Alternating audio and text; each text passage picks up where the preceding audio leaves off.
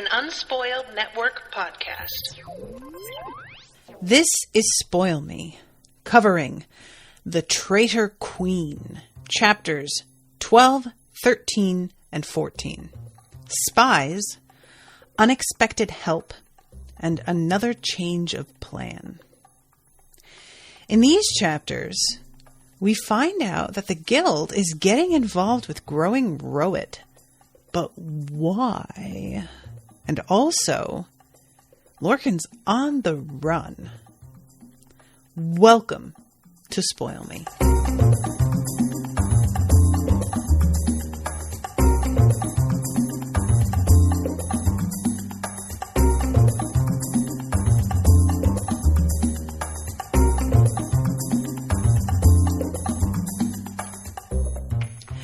Welcome to the show, everyone. I am Natasha. Thank you very much to Ashleigh for commissioning this episode. So, Ashleigh, I feel like we're finally getting into some really good shit here. I really was impressed with how things have clipped along in these last few chapters. The main thing for me is Lyndon's position. Lorkin. Sorry, I just recorded on another book, and the main character's name is Lyndon, and their names are close enough. But Lorkin being... Let's just take a moment real quick and reflect on how Lorkin is literally sitting in bed, remembering that last time that he got, there was an assassination attempt on him. And then he overhears a scuffle because there's yet another assassination attempt. Well, not assassination, it's an abduction attempt, but in the end, it would probably amount to the same thing. The person who sent this spy after him, which we know is the king, whenever he got his hands on Lorkin, odds are good that he would have wound up killing him in the end. At the very least, torturing him. And possibly it could have wound up that Lorkin was murdered by the traitors because he would be tortured into giving up information. At least, I think that's kind of what the king was hoping for. Then he couldn't be blamed, right? Then the traitors would be the ones who killed him and not him. So yeah, it's just this whole thing was actually kind of a nice surprise, and I also really appreciate the twist of the guild getting involved in the rowet, because there are so many reasons why that could be what they're working on. And this is such an interesting, it's a bit of a fun character study, the difference in the reactions of everybody who finds out that the guild is trying to grow it. Well, you know what? I'm getting a little bit ahead of myself here. So let's start with chapter 12. And the last chapter ended with Anyi having found a way through the a doorway that had been closed off. And Anyi is leading Sari and Gull in, and Gull is looking up at this opening that actually goes into another hole behind it. And there's a tunnel back there and brickwork. And she says, this is something that's sort of hidden behind a bunch of roots. Anyi says, that's a bit of luck. If we have to make a run for it, we can slip through here. So long as whoever was chasing us didn't see us do it, they'd never know where we'd gone. So they go in, and they find this doorway. And it's fairly deep in, but not as far as you would have expected. On their way in, we have some reflection from Sari, because he's thinking about how, he just caught Anyi and Lilia kissing, and he doesn't have a problem with it, but he's concerned about his daughter because he knows that other people will have a problem with it. He grew up in a setting, because he grew up in a whorehouse, where this kind of thing was not unusual. People basically having lovers of all kinds. But he knows that because of how he was brought up, for him, this is just kind of ordinary. And most people are going to be weird about it. So, I appreciate that distinction, and that makes a lot of sense to me. And he thinks about her mother, whose name is Vesta. I wonder if her mother knows. Vesta always enjoyed feeling that she was better than others. She was always looking for something to disapprove of in other people. Sometimes I think the only reason she wanted me was because I was a thief. It made her feel more important than most other people. Well, it did for a while. I'm super curious about this because, to me, the idea of being with a thief making you feel like you have the advantage over other people is a peculiar kind of social hierarchy. You know, it's like somebody who wants to look down on others but gets involved with a mobster. It's just a power thing, as it turns out, much more than a morality thing, which is really very significant. That tells you a lot about the person. So, and then he does, I had just said in the last episode how glad I was that it doesn't seem like he's hung up on Sonea still, or resentful of the fact that they didn't have anything together. And then he thinks, I once loved a guild magician. He felt a small pang of envy, but the kind of love I got in return was the only kind of love I got in return was a friendship. He shook his head. That sounds peevish. Sonea's friendship is no small thing, and I did find love elsewhere. So I really I appreciate both of these moments. The fact that he thinks of it and there's this moment of just well, fuck. And then realizing that he's being kind of childish and shitty about it. It's, I was grateful that it seemed like it wasn't much of a thing anymore, but also the mention of it here doesn't feel unnatural. And that's just that's something that would be on your mind if your daughter was sort of weirdly following in your footsteps in terms of being attracted to a magician and sneaking in and out. There's a lot of parallels there. So they find this door, and the whole thing is rusted shut. And there's something about the way this is set up that I guess means, and I say I guess because I don't really feel like I have a good handle on how this is set up. But apparently this door isn't something that the magicians inside notice or pay attention to. They get Gull and they pry the door open, and it's pretty loud. And the magicians who come downstairs do say that they think they heard something. But let's see. The other side was covered with thin bricks and mortar. The door formed the back of an alcove. Okay, so that's why, yeah. I just missed that part of exactly how that just looks like part of the wall. So they walk inside, and I think Sarah was kind of hoping that they were going to find a good place for all of them to hide out. And once they open the door, it becomes really clear that there was somebody here pretty recently. There's no dust layered on things, and there's live plants. And all of a sudden, Ani realizes that she can hear people talking, and they run back out the door. But there is enough of a gap in the door, evidently, that they're able to listen, and at least Gull is able to listen. So Gull says, one said he thought he heard something. The other agreed. The old woman asked something. The young one says he's sure. So we've been tricked, the woman said. She didn't sound surprised. Yes, as you suspected we would be, the younger magician replied. If you smoked this common garden weed, you'd get nothing but a headache. Well, we knew getting a hold of Rowett would not be easy. We'll just have to keep trying.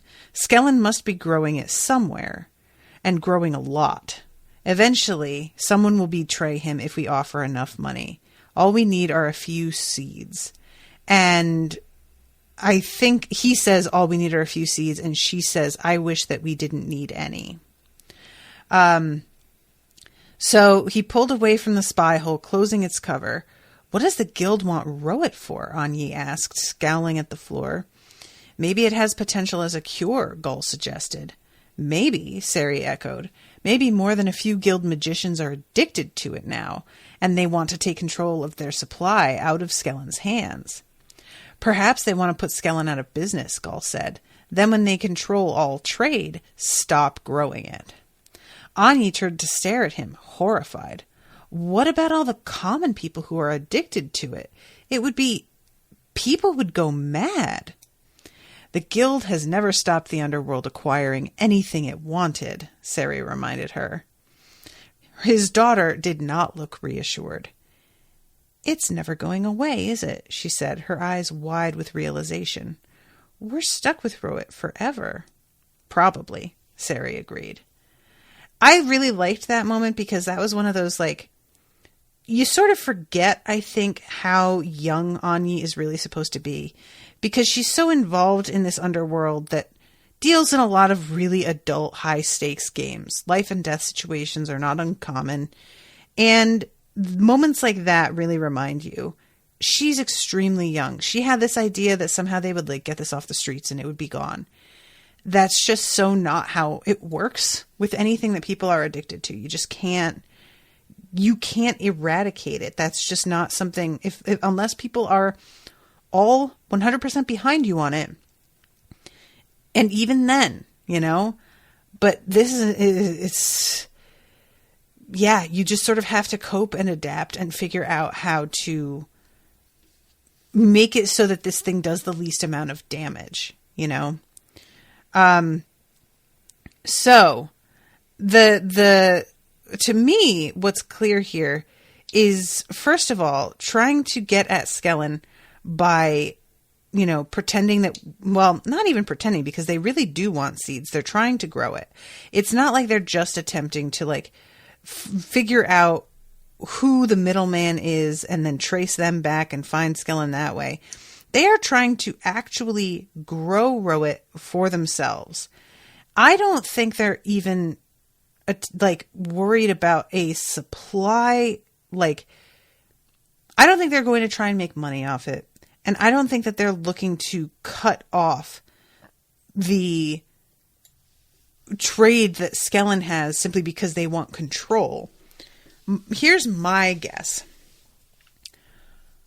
I think that maybe they think there might be a way to create a version of Rowett that isn't as addictive and is a little safer, or a way to, I don't know, alter something and make it so that they can, like, treat addiction somehow. Now, if that were true, the one sort of hang up I have regarding this idea is the fact that is all stuff that sort of falls under the purview of being a healer. And that is what Sonea is. And she was, like, still on premises not that long ago. And I would think if they were working on something like that, she would have been involved. However, she is a black magician. We've seen that they don't trust her in a way that I think she deserves and should be expected at this point. And whether she's a healer or not, it's potentially possible that this whole thing going on with him and when I say him, I mean Callan, Black Magician Callan, and Vinara, this might be super top secret. There might not be almost anybody else in on this.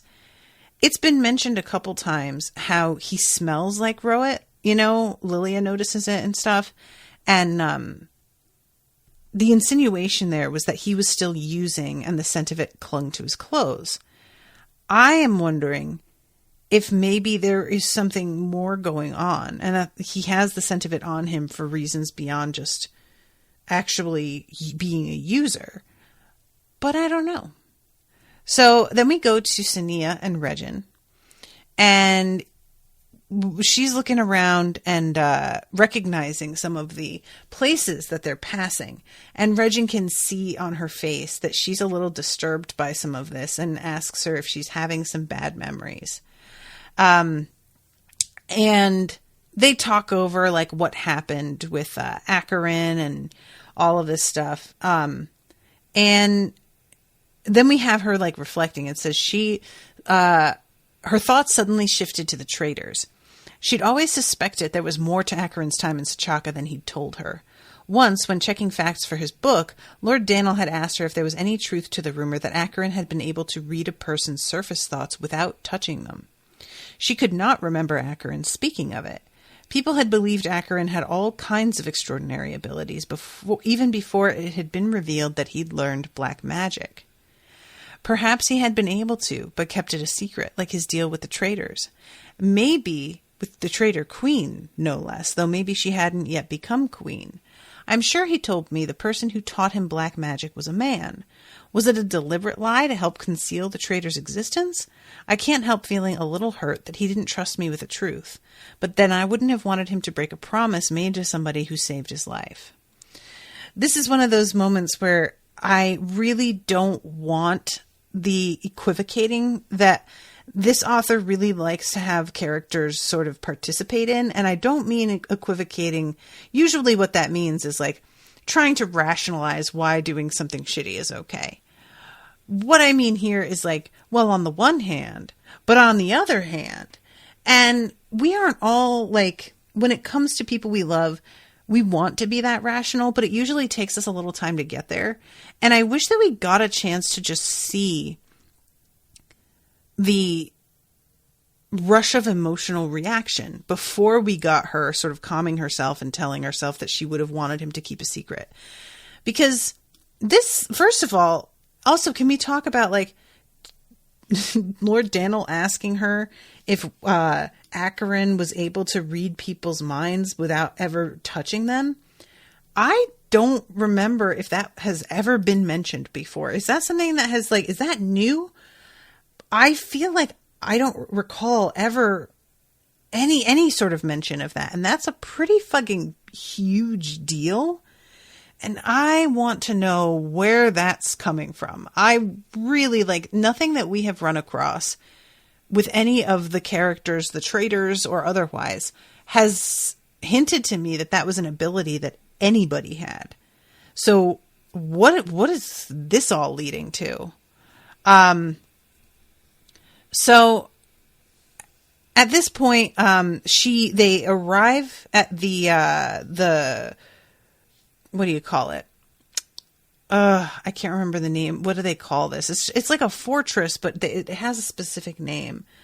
And this is one of the, way stations, from the guild specifically. I am Watcher Orton. This is Captain Petor.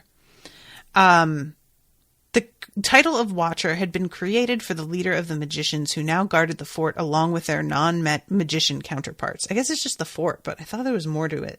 The guild had been worried that no magician would volunteer for the role, so they had given it extra benefits of both influence and wealth. They hadn't needed to. Watcher Orton and his predecessor were both men who had fought the Sachakan invaders and were determined to ensure none would enter Kyrelia again without a decent effort at resistance. So they go inside, and this place is like built in a way that is specifically meant to be sort of disorienting and confusing, so that anybody who's attacking and manages to get inside will not have an easy time finding their way around, and that will buy time for the people who do know their way around, who live there, to get out through a couple of their special exits, and everybody else won't, they will be so caught up trying to find their way around, they won't have time to stop them, which is actually a pretty good idea. I imagine that this is something that actually is a tactic used. And there's this memorial inside to the fallen, and she sees Fergin's name on it. And there's this moment that has been highlighted by a lot of people where she's seeing his name and she's thinking about how shitty it is to die the way that he did, but also that she just hated him. That still doesn't change the fact that he wasn't a good person. At that thought, the conflicting emotions faded away. She understood it was possible to feel sadness at the injustice of a person's death without having to convince herself that they were a better person than she'd known them to be. This is one of those things that is really just a struggle for so many of us, especially lately with easy access to social media for a lot of celebrities, resulting in them either misstepping accidentally or outing themselves on purpose to being terrible people. And you have to sort of decide how you're going to cope with this reveal that a person who you admired or whose work you really enjoyed is actually kind of awful. And when someone dies, this is always a struggle, because we have seen this time and time again, where a person who is like, was in many ways sort of despicable can pass away. And all of a sudden it has become disrespectful to talk about what that person actually did in their life to hurt other people. We are supposed to, quote, respect the dead by lying, which to me is deeply disrespectful. This person did what they did, and there is absolutely nothing about them that earns them the right to change history simply because they died. I don't think that anybody gets to do that or should expect that. But it's really like just such common practice in our culture. There's just this feeling of like, I remember when David Bowie died, and granted, I'm not a massive David Bowie fan, so this wasn't particularly close to my heart. But David Bowie died, and right after he died, I found out that he had been involved in this circle that had sex with underage girls, like 14-year-old girls. And these girls were allegedly willing at the time, and one of them, who was interviewed as an adult, continues to maintain that she was consenting. But she was 14 and he was like 25 or something. And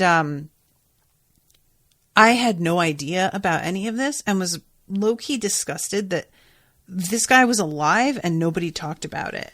And when he died, all of a sudden I found out all these details. And I posted about it, and people jumped down my throat and were just like, how can you talk about this right now? The man just died. This is so gross. Why wouldn't you bring this up while he was still alive? And I was like, the reason I posted about it is because I'm asking that same question. This wasn't brought up while he was still alive, while consequences could actually have been levied against him for this. But nobody wanted him to actually suffer the consequences. That's what it was. People kept the secret while he was alive because they didn't want him hurt by it, because they all admired him. But as soon as there was a chance to talk about it after his death, because now it was safe to do so because nothing could happen to him, they were willing to do it. And yet, even then, we weren't supposed to. We still were supposed to keep our mouths shut out of respect. Like, his family is on my Facebook looking at the things I'm saying and getting mortally offended. Like, no. He was a celebrity who abused his power, abused young girls, and absolutely should be called out for that. And the fact that he is dead doesn't mean that he gets out of that. Like, and I actually lost a few Facebook friends that day because people were really upset that I brought this up. And it wasn't even my intention to bring it up, because I had no idea about any of this until I read earlier, 5 minutes before I posted about it. And it was the sort of thing that I posted about it, assuming that everybody knew and had just kept it to themselves. And come to find out, most of my friends had never heard about this either. So yeah, it's just the whole idea of people suddenly becoming saints after they've died is, I just really have a massive problem with it. And part of it, I think too, is because if you're trying to be a decent person in life, it's offensive to try to do the right thing and live the right way and be compassionate and conscious of being kind to people, and then find out that when you die, even if you were a shitty person, people will still act like you weren't. There's a certain amount of wanting to leave behind a positive legacy. And if somebody who doesn't make an effort to do that still manages to reap the rewards of it, it feels like, well, what's the fucking point? You guys aren't even going to appreciate this. But it's not about them, but it does irritate me. So anyway, there's that side story. So, she goes to dinner, and they had told her earlier, everybody at this fort, that she was being watched, that the roads were being watched, and they had seen a lot of tracks. They assume that it's all Sachakan spies and spies from the king. And when she like asks if they're sure they're from the king, the dude is like, well, who else could they be? And she's kind of catches herself and realizes that they don't know of the other faction, you know? And this is one of those missteps, I think, that kind of Regin was sort of warning her about, where by saying something in a certain way or misspeaking, she's giving people too much information. So let's see. The meal was not an entirely relaxed one. They were interrupted several times by guards bringing messages or making reports. At first, Sonea listened attentively, assuming that something important must have happened, but it became clear that this was simply a routine that was never abandoned, not even during dinner with a high-ranking magician. The other guests were used to this and barely paused in their conversation. Sonea only realized that she had stopped paying attention to the reports when Orton interrupted a conversation she was having with Captain Patour. And this watcher says, a strange message just arrived. He handed her a piece of paper folded in odd converging lines. The guards on duty who received it said it glided through the air like a bird and landed at their feet. And it says inside, we advise Black Magician Sonea to remain at the fort until safe passage can be arranged. Instructions will follow soon. A symbol had been drawn underneath the writing, a circle with a spiral scrawled within. Lorkin had described it to Administrator Osen, saying that it was one the traitors had told him they would use to identify themselves. She felt a thrill of excitement.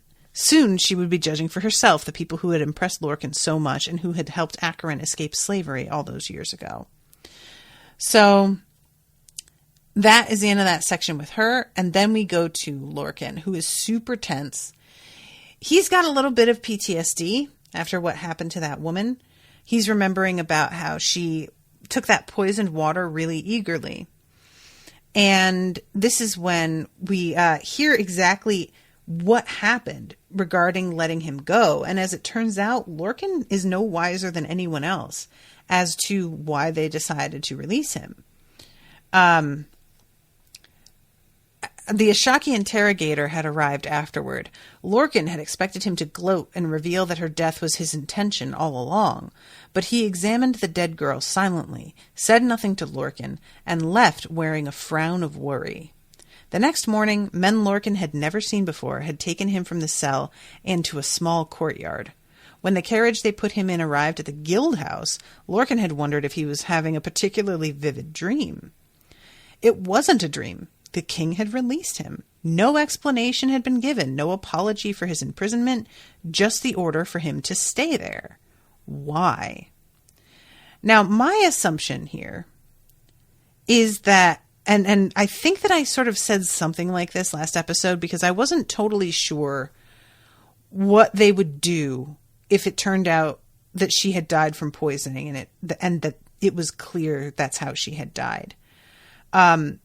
I am assuming that the interrogator is aware she died from poisoning, because if she had died from her wounds due to Lorkin not healing her, I don't know that they would have released Lorkin. I don't really I assume that his examination revealed the effects of because the thing is, at this point, I'll read this real quick. She had taken the water so eagerly as if she knew what it contained. Perhaps she had been a traitor after all. She'd struggled to conceal the poison's effects in the beginning. Surely that meant she'd known what she was taking. Eventually, she hadn't been able to stay quiet. If it had not been for the Watcher intervening and dragging her out of the cell, Lorkin would have given in and healed her. In an outburst of frustration and self-loathing, Lorkin had thrown the water jar at the man, but it had struck the bars and shattered. So that feels like a really particular detail that I am not sure if this water jug smashing is going to be significant, but I feel like that is the only thing that contained evidence the water was poisoned. And I don't know what symptoms she was showing. It says, she tried to conceal the effects of it. What were the effects? What did that look like? What is the interrogator walking away thinking happened here? Does he think that somebody tried to poison Lorkin and she drank it by mistake? And so now he's like, oh shit, they're trying to kill the guy. We got to get him out of here. Because I kind of feel like I feel like the assumption that Lorkin was under was it's a traitor warning me about the king trying to poison me or the king trying to do XYZ. And I don't think I really thought about why the king would be trying to poison him in the first place. Like, that doesn't really help him get the information that he's after. Was it set up for, like, my point is, who sent in the poison? Because I before this girl drank that water, I could have maybe said, maybe it's not poison in terms of like it kills you, but maybe it's like truth serum or something. Veritas serum snuck in there, you know? I just don't know if does it help them if it was the king trying to poison him or something? Like, does it help them to have the evidence smashed? The jar that had the water in it is like, there's no way to prove that there was poison in it now. Is that advantageous to them? I just really can't tell who could be trying to do this. Is it either one of these two? I imagine that it would either have to be the king's people or the traitors. And is there a third party? I just don't understand the advantage to trying to just kill the guy outright. So why would they have been trying to poison him in the first place? But anyway, yeah, so this is a weird thing that I just keep kind of going in circles around.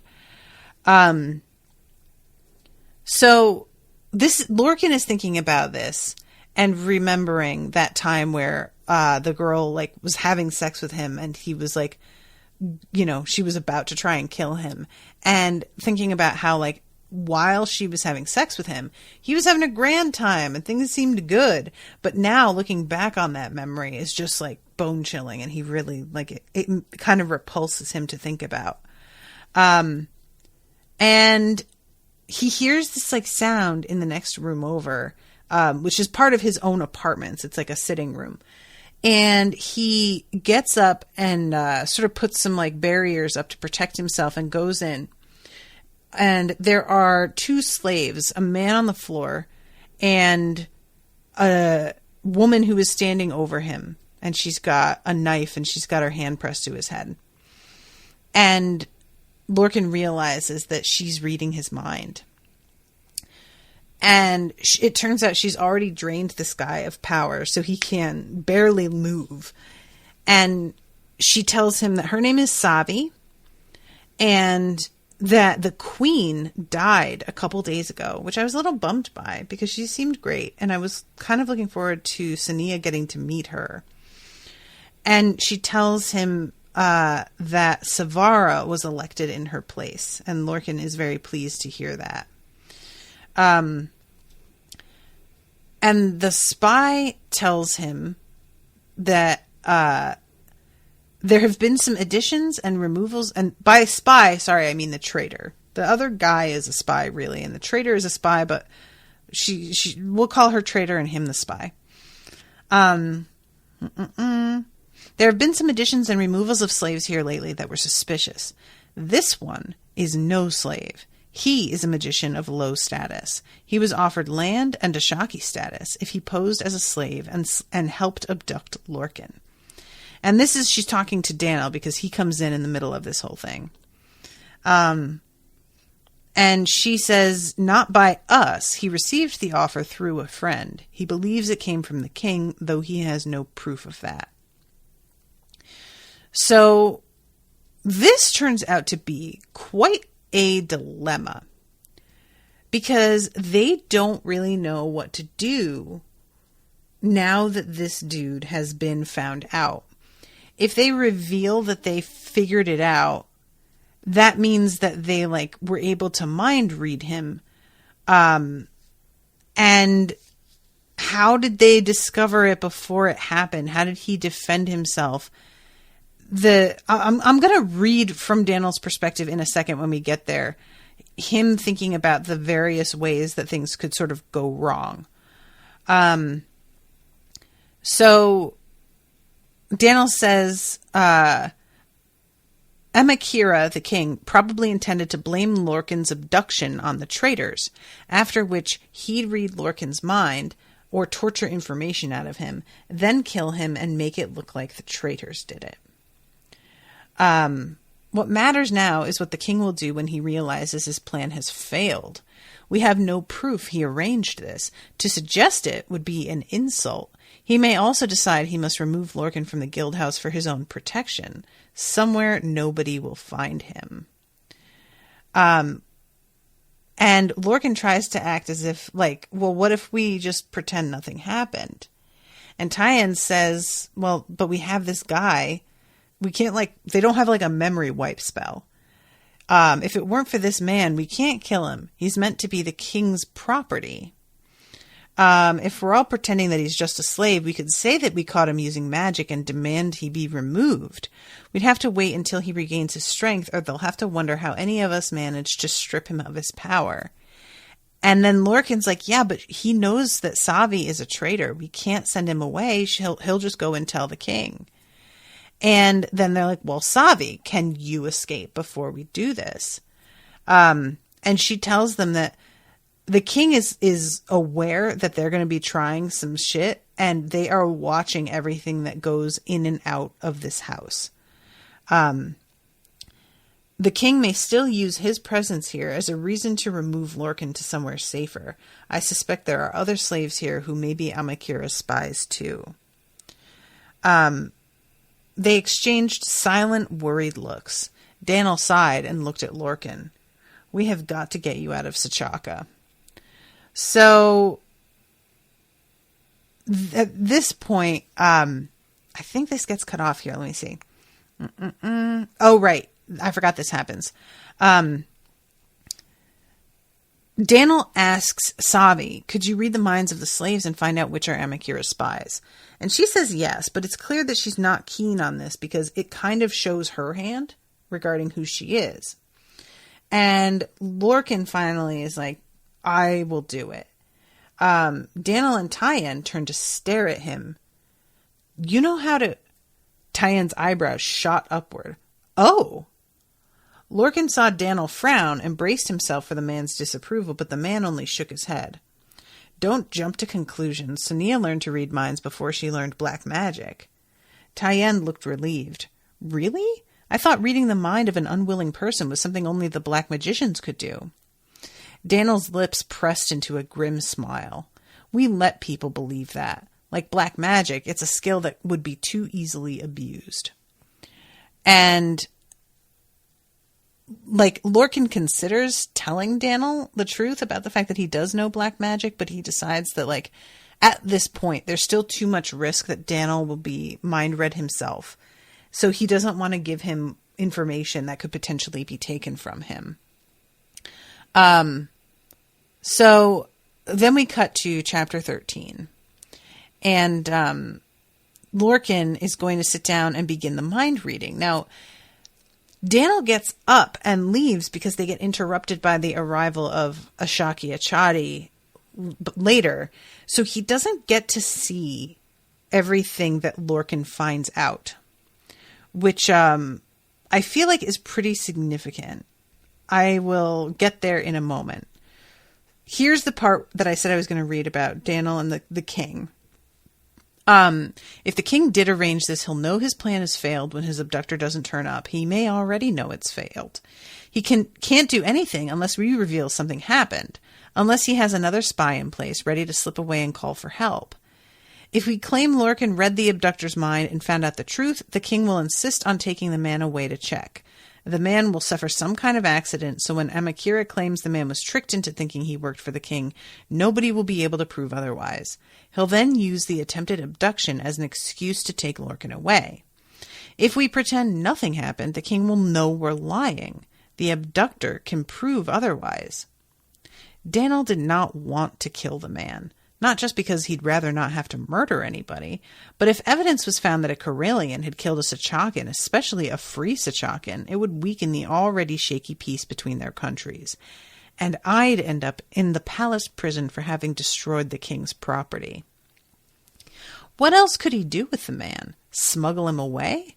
With the house being watched so closely that even a traitor didn't think she could sneak out, he doubted they'd succeed. If we kill him, we'll have to destroy the body completely or make sure someone else is blamed. I'm not sure how to do the former, but it has to be less risky than the latter. He shook his head. I can't believe I'm contemplating this. So, yeah, that's one of those moments where it's just like he thinks about just basically like, how can we chop him up and hide the pieces? Like, damn, Daniel. So this is when Achati arrives, and Achati tells him, I hate to tell you this, but there's this plot that is like they're going to try and take Lorkin. And I really appreciated how immediately Daniel was like, oh, really? You're going to tell us this after the attempt has already been made and failed. I would love to believe you, but it really just feels like you're trying to make it seem as if you are on our side when really you're part of this whole plot. And it just happened to fail, and you're taking a way out to make us trust you. And Achati says the king wouldn't admit to anything. He'll claim to have no knowledge of the plot, say the man was bribed by the traitors. When the man is revealed to be a magician, not a slave, you'll be charged with murder. And let's see. I'm trying to find the spot where Lorkin shows up here. Here it is. Another voice cut him off. Well, Ashaki Achati, what brings you to the guild house at this late hour? This is Tyend arriving, I think. I was sent to make another attempt to persuade Lorkin to talk tomorrow, but that is my true reason for visiting. And this is the part where Daniel followed his gaze and felt a shock of surprise as Lorkin walked into the room. The young man's gaze met Daniel's, then slid away. His eyes were very dark and his face pale. Straightening his back, he gave Achati a forced smile. Ashaki Achati, what brings you here so late at night? Lorkin asked, his tone jovial but strained. Come to take me back to the palace prison? Daniel is trying to read his expression. He felt a jolt as he recognized what he had glimpsed. Sympathy and sorrow. He felt his recent doubts about Achati weaken a little. I don't know, but that was like the opposite of what I expected Daniel's reaction to be. If Lorkin is looking at me, and there seems to be an expression of sympathy and sorrow on his face, and then he looks at Achati and forces a smile, my interpretation of that would be, he feels sorry for me because he knows that I'm kind of into this guy. But I guess there's no reason for Lorkin to know that. But that's what I was thinking, was he knows that I like him. He feels bad, but he also doesn't like this dude or trust him because he is aware that he is on the wrong side of things. And I don't understand why the look of sympathy and sorrow is what makes Daniel suddenly be like, oh, I guess we can trust him. This was like very confusing to me. But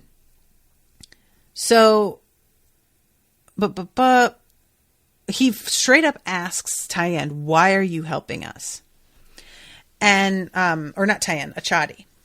And Achati says, I do not like how the king is treating you. Sachaka may not need Karelia as an ally, but it also doesn't need another enemy. We received news a few months ago that has divided our opinion. I see no way to explain this without telling you. Our spy among the Duna revealed that the traitors proposed they join forces and attempt to take over Sachaka. And the Duna turned them down.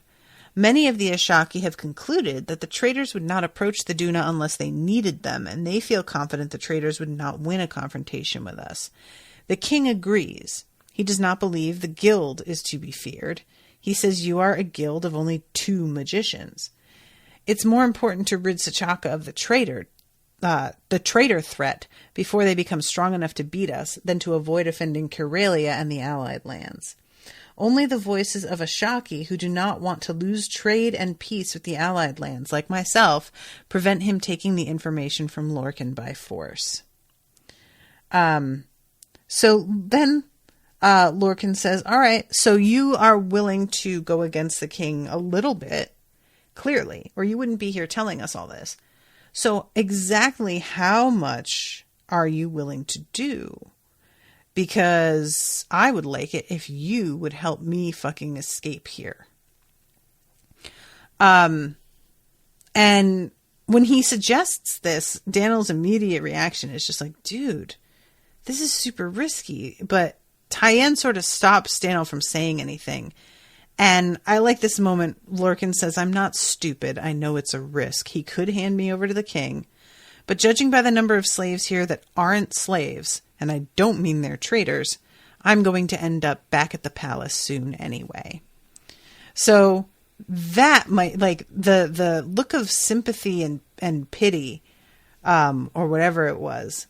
I don't know how that, like, links to the spies amongst the, like, the slaves. I like that. Just like that description of the expression was a little confusing, just saying. And I keep sort of going back to it because I'm trying to make sense of it. All you need to do is smuggle me out of the guild house and take me to your mansion. The traitors will arrange the rest. They will ensure the king does not know your part in my escape. In return, and not until I am sure of my safety and freedom, I will answer the question your king most wants to ask me. I will tell you where the traitor's home is. And I am super duper curious what this is about, because I don't think that Lorkin's giving up this information. Not really. I think that he's going to feed them some other piece of info, and it's going to... I just don't see it. Achati stared back at Lorkin, his surprise changing to thoughtfulness, then approval. And Daniel starts to be like, Lorkin, you don't have to do this. And Tyen interrupts and says to Daniel, let him go. And Daniel gets a little bit salty about this, but then feels that, like, if Tyen seems to think that he knows how this is going to go and that this is a good idea, maybe I should just let him do it. Tyen wouldn't do anything to risk Lorkin's life unnecessarily. He must think this will work, or that it is the only chance Lorkin has, which meant that Tyen thought Achati was telling the truth.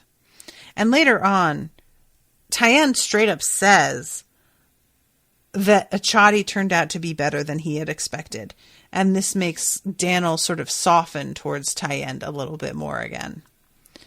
So then we go to Lilia's POV.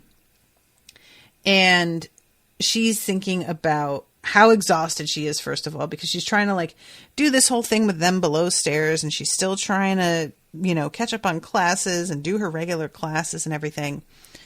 And at this point, Lilia, she is being waited on by Jonna, and she notices that Jonna is wearing this lovely perfume. And Jonna says that it was Sonea's, but she found out it was made from rowet flowers, and she told me to throw it out. So I decided not to throw it away. And Lilia starts thinking, and it's just like, oh, so apparently, like, perfumeries need to buy seeds to grow the flowers so that they can, well, at the very least, they have to grow flowers to make it. And usually seeds are contained within flowers. From what Anya had said, the plants the guild had grown were not rowet. They'd been tricked. Sari didn't think any rowet grower would dare sell seeds to the guild, though they weren't averse to cheating the guild for what would have been a huge profit by substituting some other plant instead. Sari didn't think rowet was grown in Karelia at all. He suspected it was cultivated elsewhere, harvested, and dried before it was shipped to Imardine. Was the same true of the perfume? Most perfume makers were in Eileen. Did they need fresh plants, or would dried ones do for making perfume? So she goes, let's see, she did not head to the university as soon as Callan said they were done. And he's very abrupt with her. Like everything, he's such an odd character. And she just straight up says to him, word on the street is the guild tried to buy Rowet seeds. Is this true? And it says his gaze snapped to hers. His pupils widened, which really, that kind of like panic response. Yikes. Evidently, this is supposed to be way more of a secret. And of course, like we know how they found out was just like accidentally stumbling on this like passageway. So he has to be wondering how the hell they got this information. Did somebody betray them? Like, how the hell has this information escaped? I wouldn't be surprised if they decided to like change where they're doing their like growing experiments. And at this point, she says, it's true, isn't it? Is this why you won't help Sari? Afraid the supply will run out if the supplier is captured. And I guess I just didn't think that Skellen was the sole supplier. But put like that, I was like, oh, I guess that makes sense. And this is when Callan says to her, you have no idea how lucky you are. And she gets pissed and stands up for herself here. Lucky? Me? My closest friend tricked me into learning black magic to set me up for murdering her father, then tried to kill me. The only people who care about me are far away or likely to die any day now. His eyes widened, then his expression softened. I apologize. I only meant you are fortunate to avoid being trapped by Rowet. There are many, many magicians who wish they had your resistance. So when she says, how many, he says, I can't tell you that, but we are doing something about helping them. We are trying to take control of the supply to find a cure or breed a less, to find a cure or breed a less damaging drug if we can. Oh, I forgot that he straight up says that. I thought it was so clever, and it's just like straight up said. We may reduce our chances to acquire seeds if Skellen is killed. We can't risk attempting to catch him. I promise once we have what we need, we will find and remove Skellen. That may include accepting your friend's offer if he is still willing to take the risk. So this is when she tells him about the perfume thing.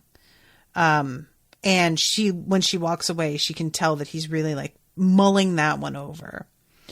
So then we go back to Lorkin, and unexpectedly, he's in pretty bad shape. He's been whipped and he can't heal the wounds because he can't reveal he's a magician.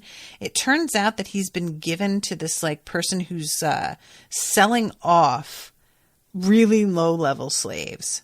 They were the rejects of the city's slaves, too old, damaged, ugly, or disobedient to be of use to their former owners. As far as they knew, they were being shipped off to work in a mine in the south of the Steel Belt Mountains. I'm really wondering if that's like actually what's happening or if they're just getting fucking killed. Bartering had been quick, and few questions had been asked to hasten the sale. Apparently, some Sachakans believed that a slave who had been born into a household ought to be cared for by that household if she or he excuse me, had worked hard for their master or was crippled in their service. Sometimes they followed the mine cart around, calling shame upon owners who sold slaves to it. None of these protesters had pursued the cart today. It had trundled to the edge of the city without attracting any attention. So, we get a little bit of a description here about the way that Lorkin and Achati, they leave, like Achati leaves a slave with them, and Lorkin dresses up as Achati, and Achati dresses up as the slave that he has left behind, and follows what apparently looks like Achati going back to the, what do you call it? Cart, I guess, carriage. So basically what Lorkin's doing is like starting off his escape and really hoping that the traitors are paying enough attention that they will be able to pick up where he has left off. And as he's like in this cart, he starts to realize that's a fucking long shot. And maybe this is like asking way too much.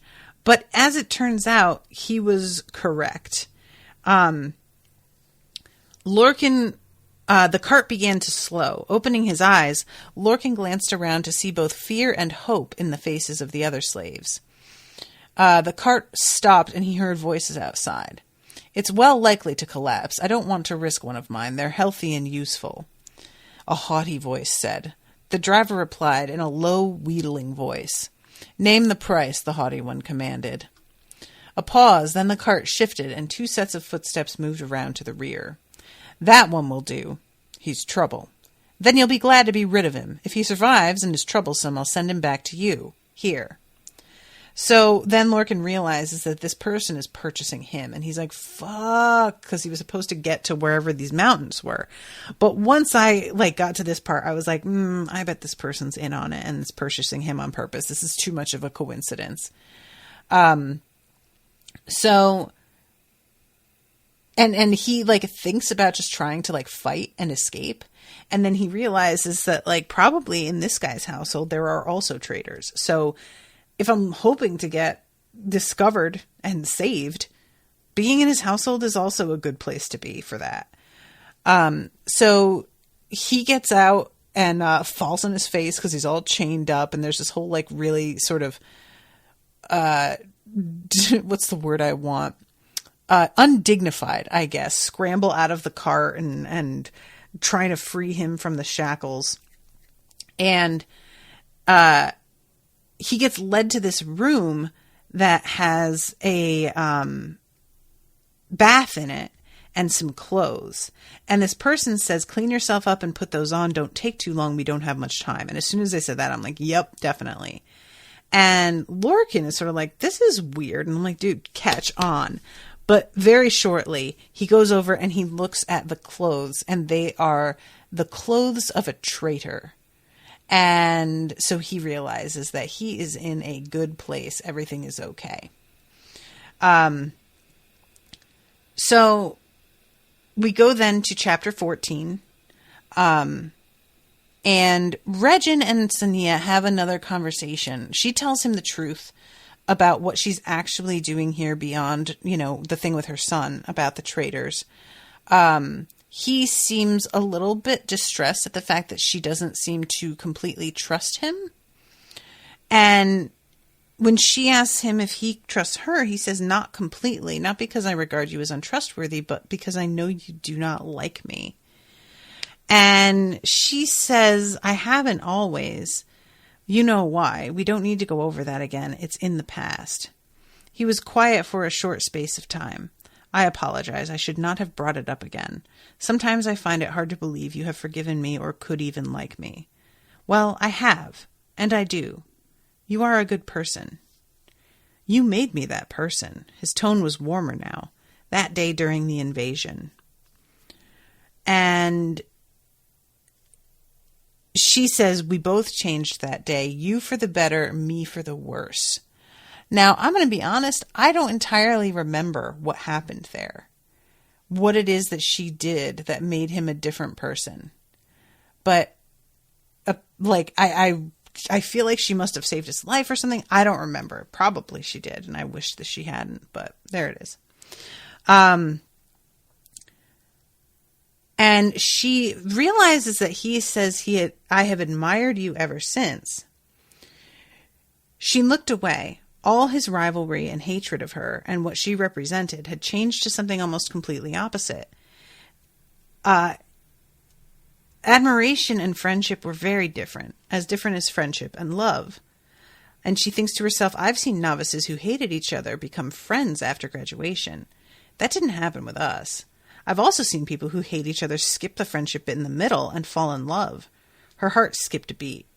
Wait, surely not. No, he doesn't mean that sort of admiration. I am not here for this. Can I just say, I really, really hope that this is not a budding romance between the two of them, because I have less than no interest. I am actively against Like, you all know how I feel about Regin turning over this whole new leaf, and I don't really like it or buy it. I just don't think that somebody that did the things that he could do, if we're looking at actual human beings in real life, would be capable of becoming a better person if they were like the way that he had been. And I absolutely don't want anything like between them. I really don't. Like, this friendship is already pushing it for me. And also the whole, like, I saw people who hated each other become lovers. I'm like, who? When? Like, that's a fucking rom-com thing. That doesn't happen. What are you talking about? So let's see. Oh, right. So she tells him what the plan is. The driver knows the landmark to look for. He'll drop us there, then continue on to Arvis and the guild house with the mail and supplies.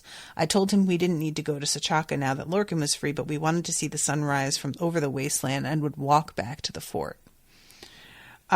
We have to hope that the traitors are on our side. They've assured us they'll keep the Achani and the king's spies out of our way. So that is the end of her section for this. And then we go to Gall and Sari and I think Anyi and Lilia. I can't remember if Anyi is there or if it's just Gall and Sari like talking to each other. But yeah, I think it's Lilia. Yeah. And they're just sort of mulling over what Callan had said and what their options are going to be and how they kind of just have to sit and wait at this point. Gol nodded. At least we can keep an eye on that cellar so we know when they've got rowet seeds. We should wait until the plants get to the same size as the ones we saw, which was big enough for the magicians to tell they weren't rowet. And they're just going to like sort of keep an eye on the situation and see whether or not things like shake out the way that because they're trying to anticipate whether or not they're going to have to use Sari as bait or what, like it's all very much in limbo right now.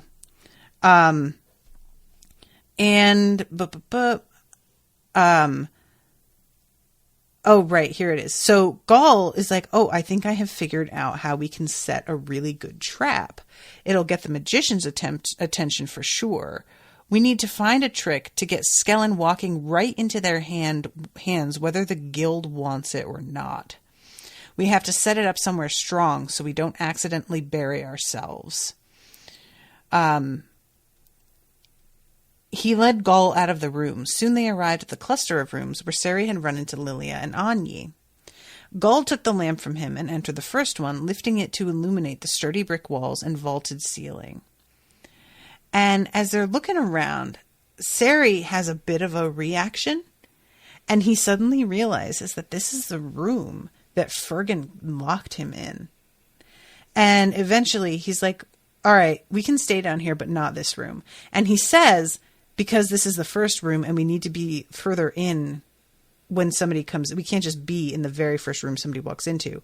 But I firmly think it's just like, I just don't want to stay in this room, and I'm finding a reason to not do it because of the bad memories, which I'm not mad at him for at all.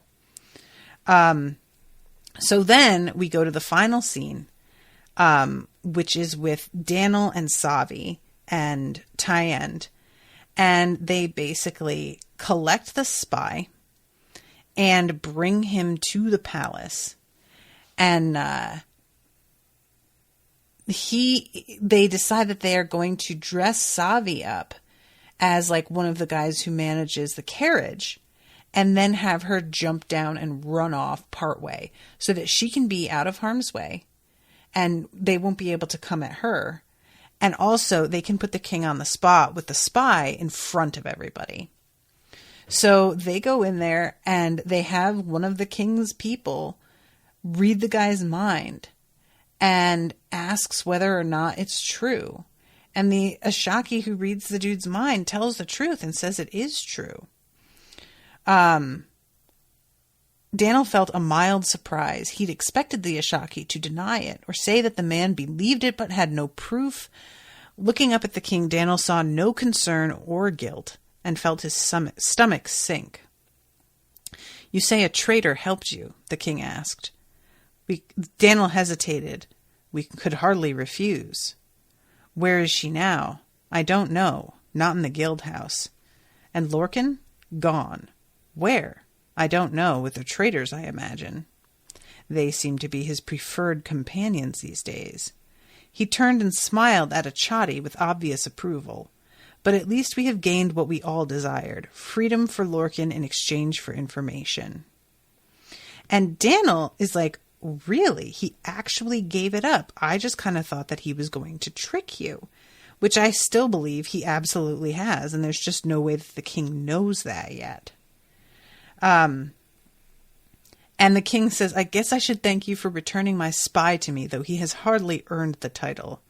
You may return to the guild house, ambassadors. And that's the end of the chapter, which is kind of a weird spot to end it, to be honest. I thought that was I don't know exactly what's going on here, but I will say I am curious. This is like the most engaged that I have been so far in this book. And I went over time because I was like, very into discussing certain parts of it. So yeah, I really don't know what to expect. I just kind of want this. I want all of Sachaka sort of like razed to the ground, to be honest.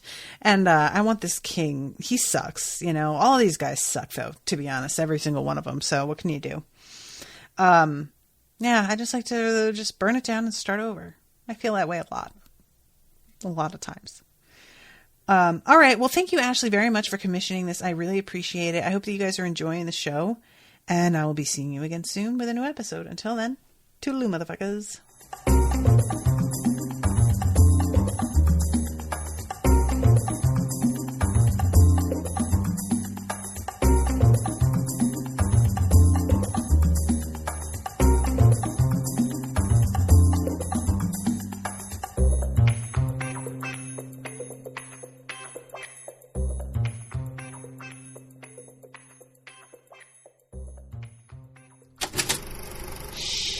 That was an Unspoiled Network podcast.